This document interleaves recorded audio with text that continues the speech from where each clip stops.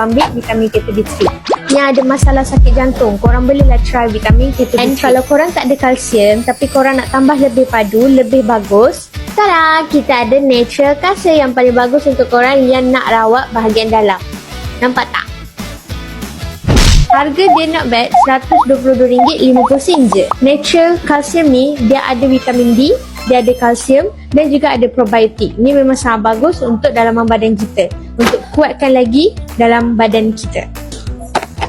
Kita tak pakai bahan sintetik, kita tak pakai bahan kimia, semuanya organik.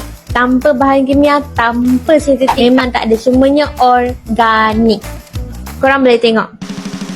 Luar negara pun ada. Lagipun kita ada 100 outlet kedai. Bukan, 300 outlet kedai. Ramai orang ambil natural kalsium dan juga vitamin K3.